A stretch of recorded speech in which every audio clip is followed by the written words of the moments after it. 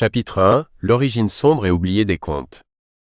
1.1 – Des récits plus anciens que l'écriture. Bien avant l'invention de l'écriture, avant les premières tablettes sumériennes ou les hiéroglyphes égyptiens, l'humanité racontait déjà des histoires. Ces récits, transmis de bouche à oreille, circulaient autour du feu, dans les grottes, sur les chemins de transhumance et dans les premières huttes. Les contes sont ainsi parmi les plus anciennes formes de transmission de savoir, bien plus vieilles que les religions organisées ou les codes juridiques. Ils constituent une mémoire orale de l'humanité. Une fonction vitale pour la survie. Raconter une histoire n'était pas un divertissement. C'était un acte vital. Ces récits portaient des enseignements essentiels. Ne pas s'aventurer seul dans la forêt, se méfier des étrangers, respecter les anciens, observer la nature et ses signes. On racontait comment l'ours pouvait surgir, comment l'eau pouvait trahir, comment l'homme pouvait se transformer en bête. Les contes étaient des modes d'emploi pour vivre, des cartes de survie mentale dans un monde sans filet. Des mythes déguisés en histoire. Les contes puisent dans les mythes fondateurs. Derrière le récit du Petit Poucet, on trouve le thème de l'abandon rituel, présent dans de nombreuses cultures primitives. Derrière La Belle et la Bête, on découvre l'union symbolique du féminin et du masculin, du sauvage et du civilisé.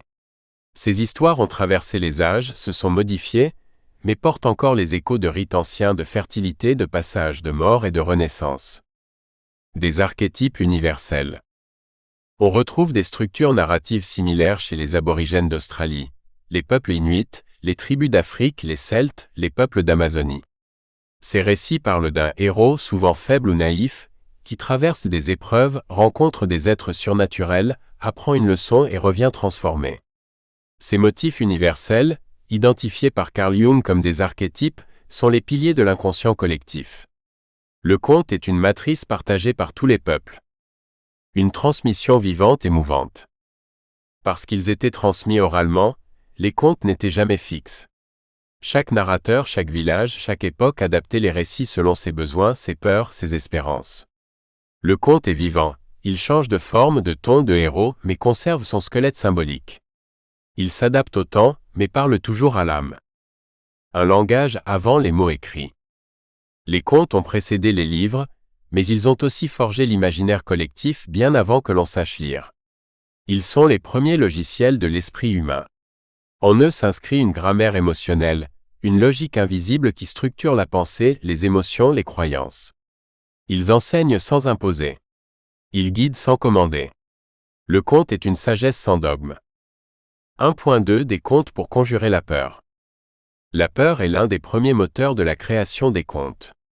Dans les sociétés anciennes où la mort rôdait à chaque instant par la faim, la guerre, les bêtes sauvages ou les maladies, les récits servaient de rempart symbolique contre l'angoisse.